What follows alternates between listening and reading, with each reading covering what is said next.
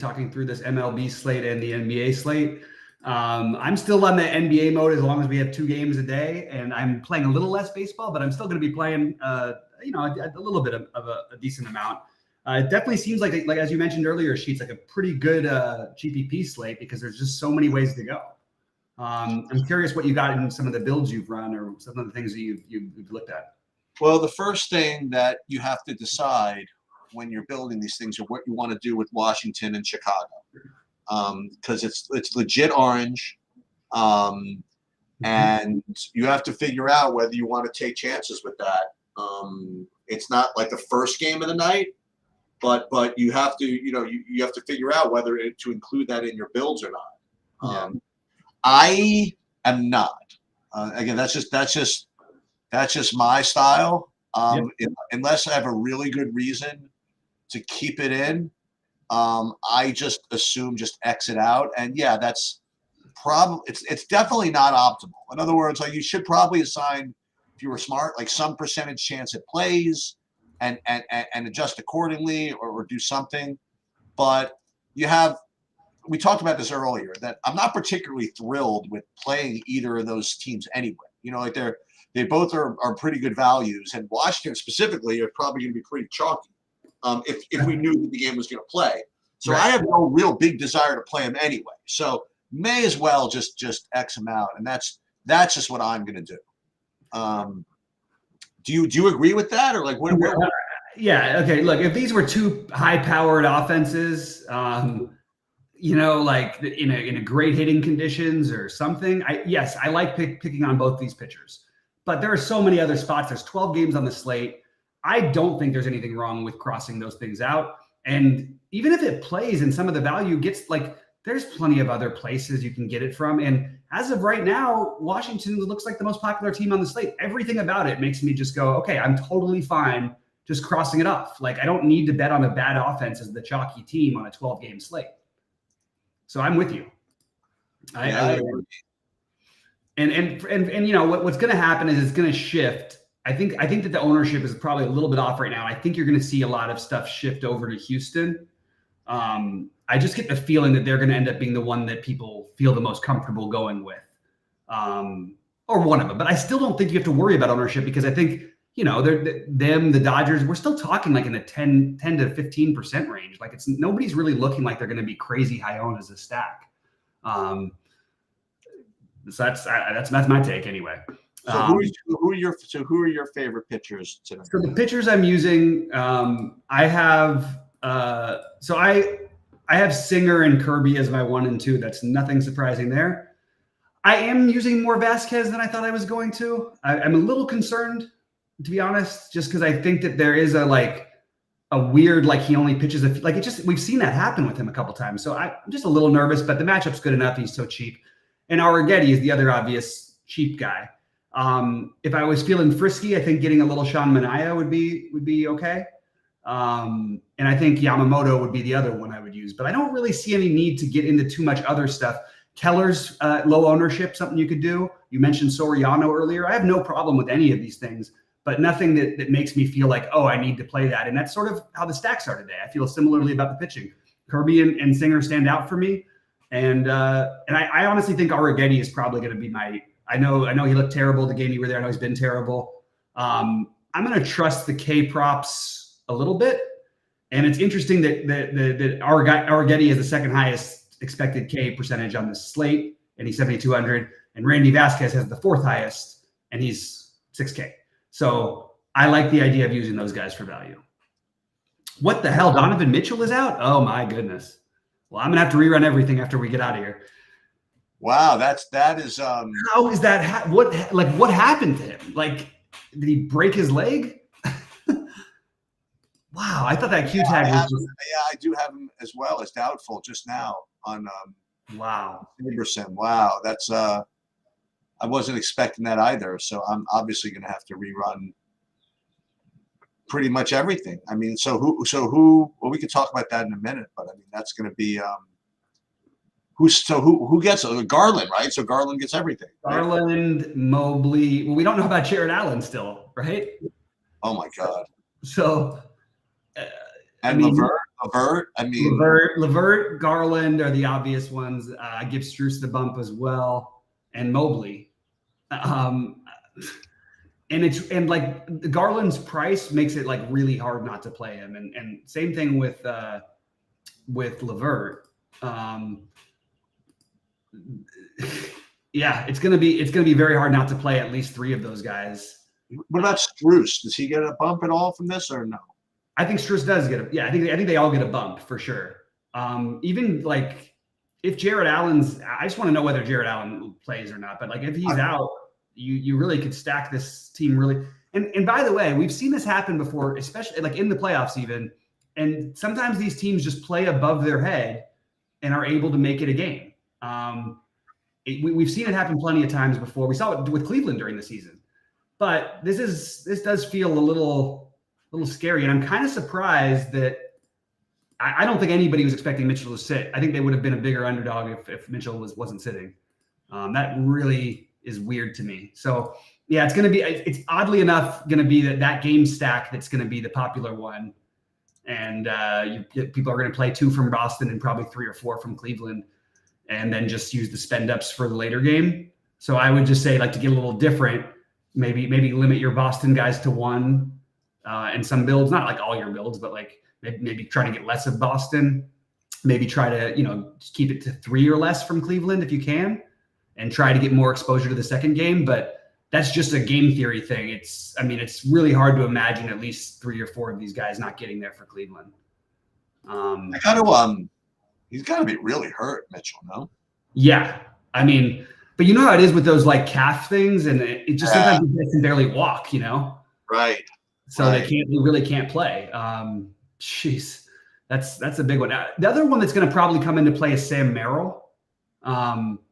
He's 3,100, hasn't played much in this series, played 10 minutes in the last game, but he's 3,100 and will at least have opportunities to shoot because they're going to need scoring. So I expect Merrill would get some more minutes. But this is like every other part of the NBA thing is not really going to matter that much in a few minutes, because once the projections are fixed, it's going to look like everything from Cleveland is like almost a must play. But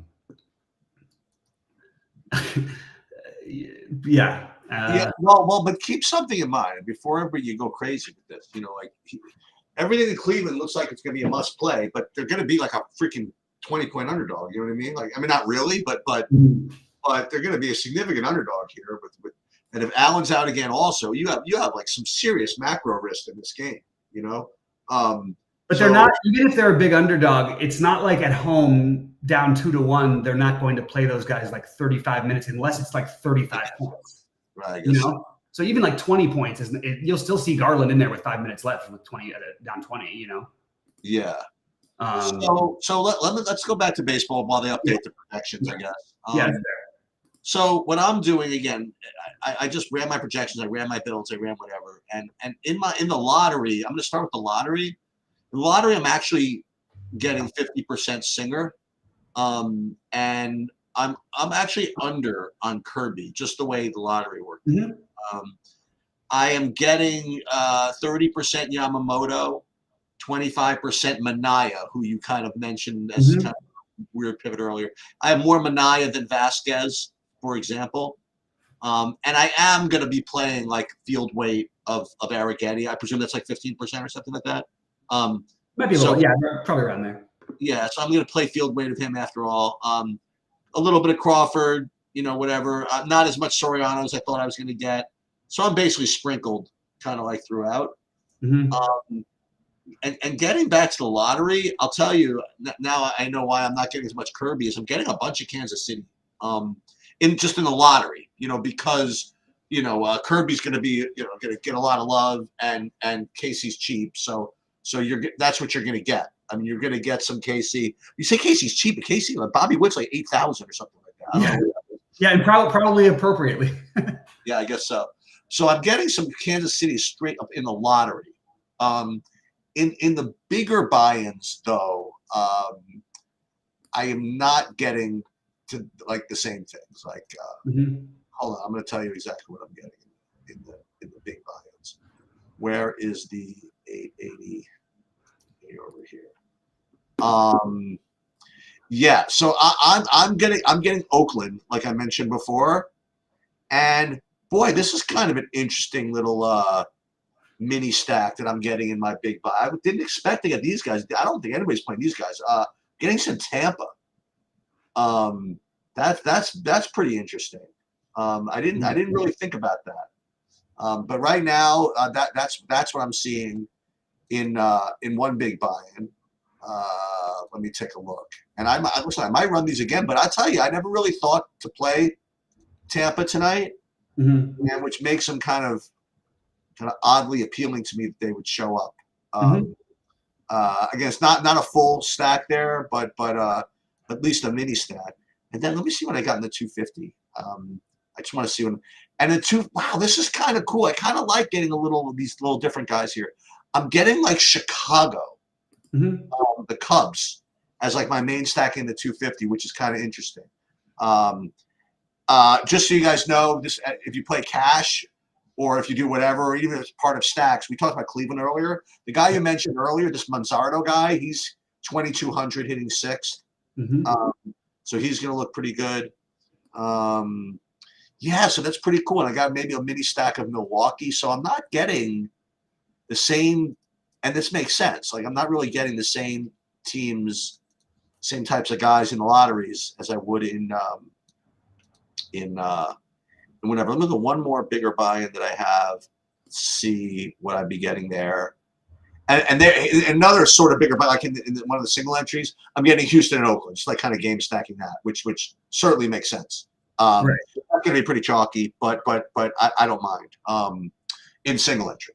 So that's pretty much my exposure, and I kind of like to see that I have different things depending on what type of tournament I'm in. Like I think the tools are kind of like doing their job for me as far as that goes.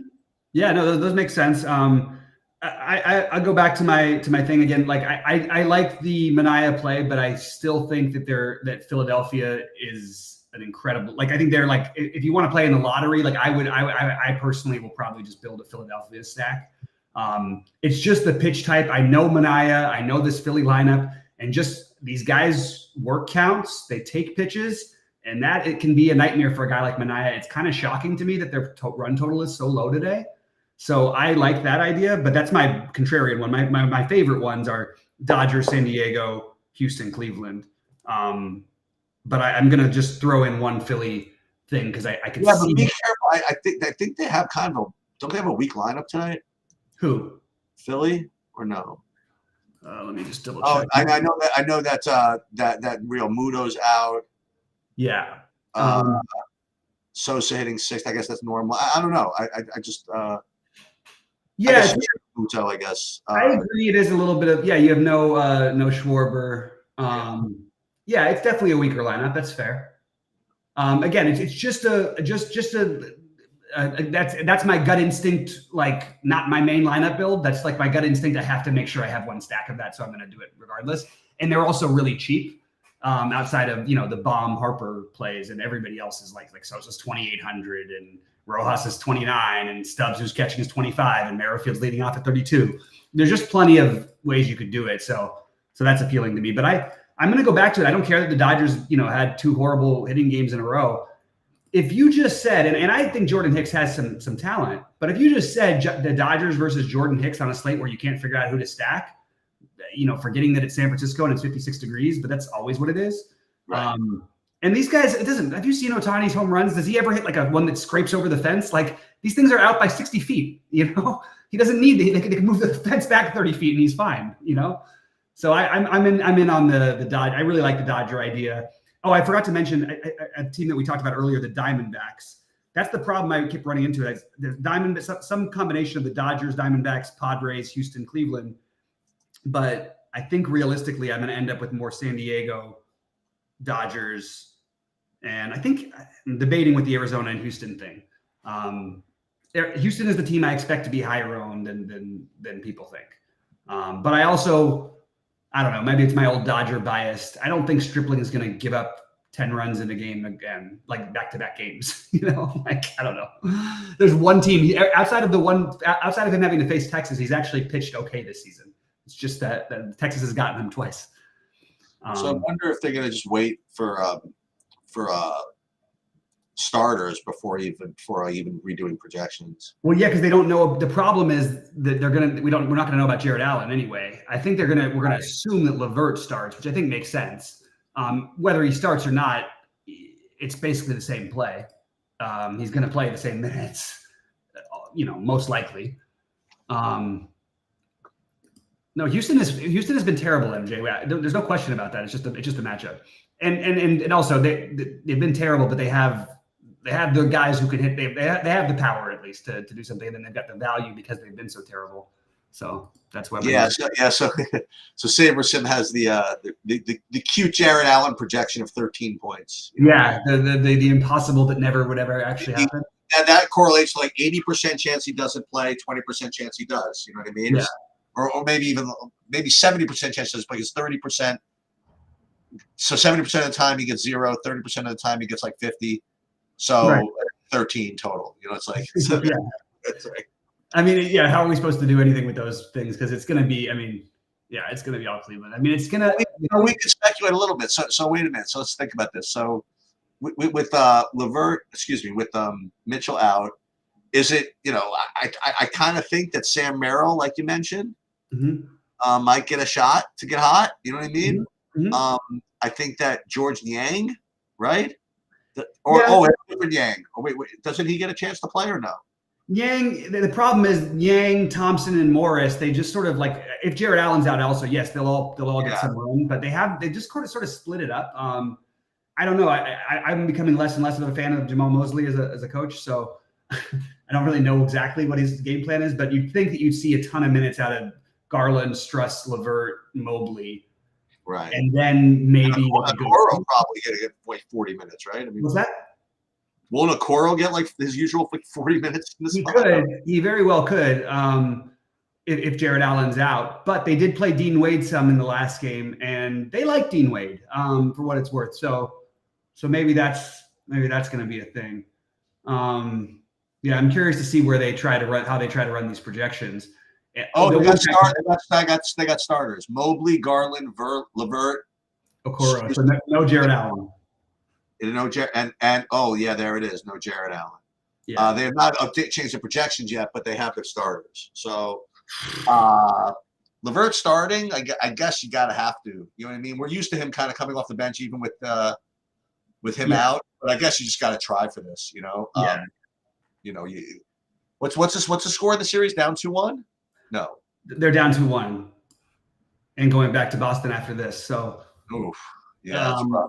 Yeah, I actually have a different take. If I was betting right now, like if I had time to get all this stuff sorted, I would bet Cleveland with the first half, whatever the spread is. Right, we talked about that. Yeah, I like the idea with somebody out that at least they can battle for a while. You know what I mean? Yeah, they are at home.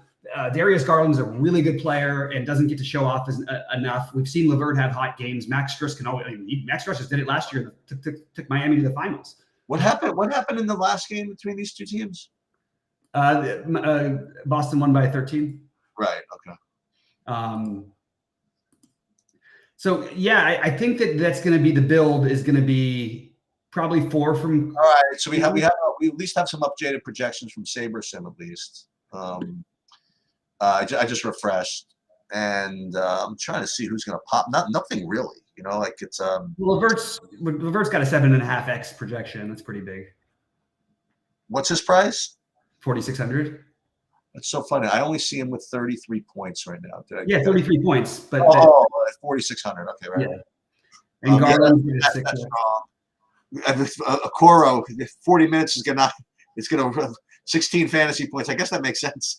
For him, it's actually possible. Yeah. But also he could end up being the sort of the odd man out if they want some more shooting with Merrill or Dean Wade. That's the I don't know, man. I think I should up these bench guys a little bit. Well, I like what they have they put Merrill at 15. That makes sense to me because we don't know how much he'll play. I need these other randoms like the Marcus Morris, George Yang, and even Tristan Thompson. I don't know. It's like all hands on deck, isn't it? I I feel like those projections weren't updated yet. Okay.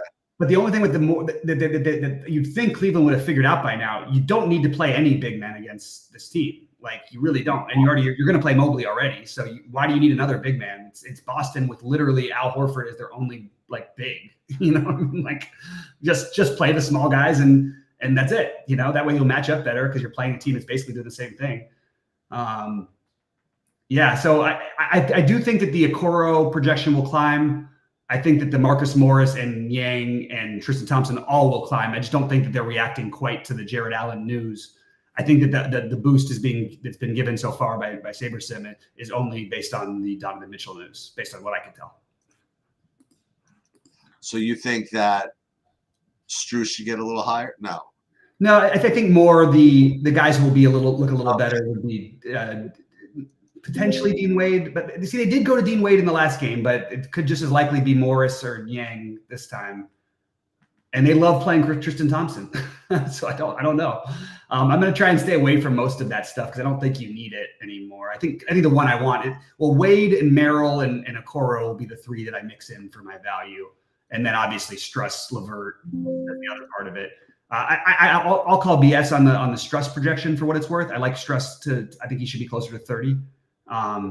So I really like the idea of, that's what's going to happen is you're going to get these 3 or 4 of these guys played together. And then you're going to get 1 or 2 from Boston. And then you're going to get people trying to do that and somehow still play Shea and Kyrie or Shea and Luka or Shea and PJ Washington. I think that's going to be the normal build today. So what do you okay, so we'll figure out that. So what do you like from that later game then?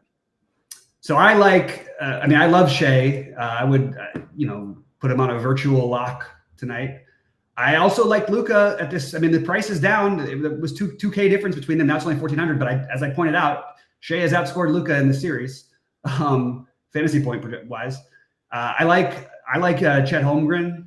I like this now. I like Gafford and Lively more because they're going to be low owned compared to what they would have been. And we've seen Gafford already put up 45 in this series, and Lively is a value piece. PJ Washington, I do like Washington. I think he will be one people try to get to, but they're really, the game plan was from OKC, like, well, okay, we'll let him beat us if anybody has to, but all he's been doing is draining everything. And if he stays out of foul trouble, I think he's a really strong play. So I'll just try to get overweight everybody in the second game and what I feel they'll be. While trying to be underweight. And I guess that's my big take would be maybe just not to play as much from Boston. Because I do think that people are just going to naturally stack that game. I'll tell you, I'm going to play Showdown, and I think I really want to play those bench guys from Cleveland. Oh, yeah. Yeah, definitely in Showdown, man. I'm 100% with you there. But I would be like looking at weird captains. Like I'd probably in Showdown would be looking at like Struss as a captain instead of LeVert because they're like right. And instead of maybe even doing like for the really cheap stuff, maybe even taking a Dean Wade or Sam Merrill shot as a captain and something like that, and hope it's. Look, we've seen both Dean Wade against this Celtics team, by the way. This is a big. They came back from being down. What were they down? 20 something in Boston in the fourth, and it was a game without Donovan Mitchell. And Dean Wade scored 42 fantasy points in the fourth quarter alone. Did he really? Yes. Oh my God. So. That's one I'm probably going to end up trying to get a little bit of. I think he could play more here. I'm probably going to go in 5 minutes because I have to rebuild all my lineups, and I am not the expert of exporting all the new things. I'm down with that. I'll leave in like 5 minutes too. Cool.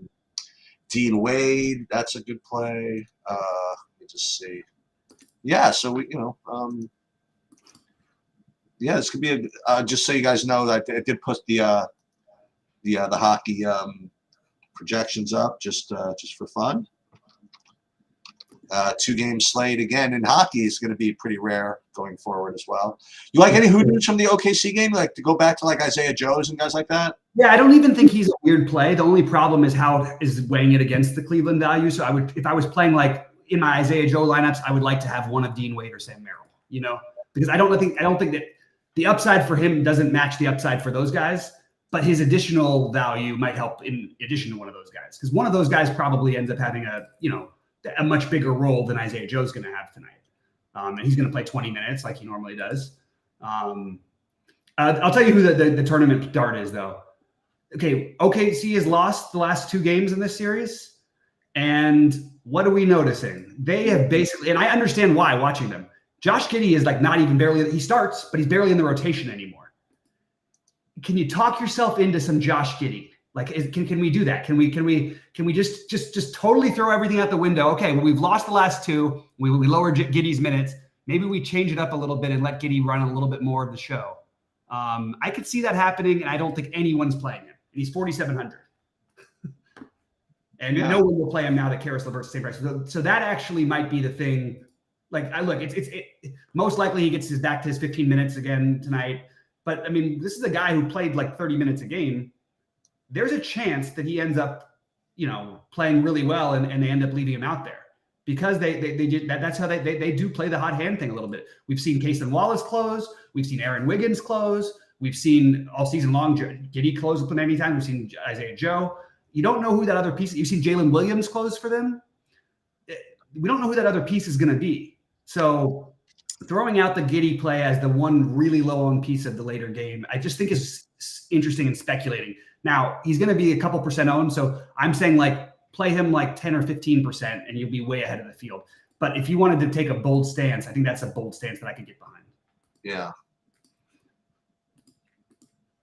All right. So any other questions or thoughts, guys? We're gonna win the $1 million in the PGA Championship? Or? I hope so, man. I've already been doing some research today. I got my stuff going, and I love that you're going to get like, John Rahm at like 3% ownership or something. But these 5K guys, Sheets, I mean, it's like it's going to be the stars and scrubsiest thing. I think. I don't know how many people are going to play all the scrubs, but there's guys in the 5Ks that like are legitimate plays.